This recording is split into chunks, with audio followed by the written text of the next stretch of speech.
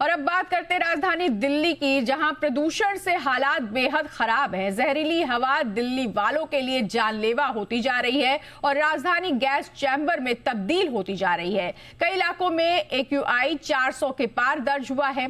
आनंद विहार में AQI 423 दर्ज किया गया है। वहीं जहांगीरपुरी में AQI लेवल 420 रिकॉर्ड किया गया है, जबकि वजीरपुर में AQI का लेवल 417 दर्ज हुआ। और दिल्ली में प्रदूषण की हवा फिर से ऊपर बहने लगी है। लगातार हवा बदल रही है और लगातार प्रदूषण बढ़ता जा रहा है। ऐसे में दिल्ली के सभी सरकारी और निजी संस्थानों में 50% वर्क फ्रॉम होम जरूरी कर दिया गया है। साथ ही बगैर PUC सर्टिफिकेट वाले वाहनों को आज से फ्यूल नहीं मिलेगा, तो वहीं BS6 वाहनों की ही दिल्ली में एंट्री हो सकेगी। दिल्ली को प्रदूषण के ग्रहण से राहत दिलाने को लेकर ये कदम उठाए गए हैं। फिलहाल सवाल ये उठता है कि क्या ये उपाय दिल्ली वालों को फौरी राहत देने में मददगार साबित होंगे या इससे भी सख्त कदम उठाने की जरूरत है। देखिए ये रिपोर्ट।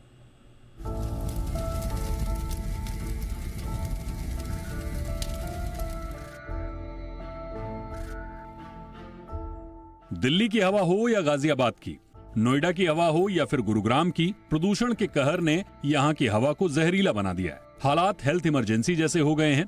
वहीं रही सही कसर सर्दी में कोहरे और धूल के सूक्ष्म कणों से बने स्मॉग ने पूरी कर दी है। दिल्ली में एयर पॉल्यूशन के संकट ने सरकार की नींद उड़ा दी है और प्रदूषण के गहराते संकट से पार पाने के लिए दिल्ली सरकार ने पहरा बढ़ा दिया है। तो वहीं पॉल्यूशन का गहराता संकट संसद में गूंज रहा है, लेकिन सबसे बड़ा सवाल यही है कि आखिरकार पानी सिर से ऊपर जाने के बाद ही समस्या का हल क्यों ढूंढा जा रहा है।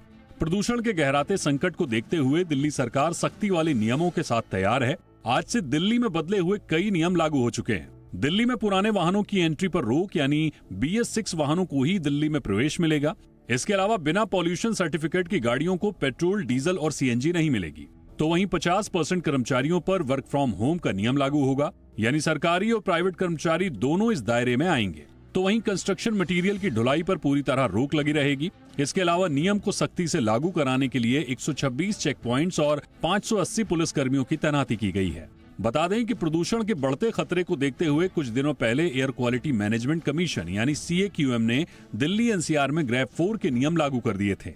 इसमें निर्माण कार्य पर रोक के साथ भारी वाहनों के दिल्ली में प्रवेश पर प्रतिबंध शामिल है। तो चलिए ये भी बता देते हैं कि तमाम पाबंदियों के बीच दिल्ली में कौन कौन से वाहनों को प्रतिबंध से बाहर रखा गया है। इसमें जरूरी सेवाओं के वाहन, पब्लिक ट्रांसपोर्ट की गाड़ियां, पुलिस, एम्बुलेंस और आपातकालीन में इस्तेमाल होने वाले वाहनों पर कोई प्रतिबंध नहीं रहेगा। एक और दिल्ली NCR के लोग दमघोटू हवा से परेशान हैं, तो वहीं बीजेपी पॉल्यूशन के संकट को 27 साल से दिल्ली में उसकी सरकार नहीं होने का नतीजा बता रही है। दिल्ली के पर्यावरण मंत्री खुद स्वीकार कर रहे हैं कि 9-10 महीनों में प्रदूषण को पूरी तरह खत्म करना किसी भी सरकार के लिए असंभव है। लेकिन पॉल्यूशन के इस संकट का परमानेंट समाधान बहुत जरूरी है, क्योंकि दिल्ली की हवा में फैल रहा ये जहर आने वाली पीढ़ियों के लिए भी खतरे की घंटी है।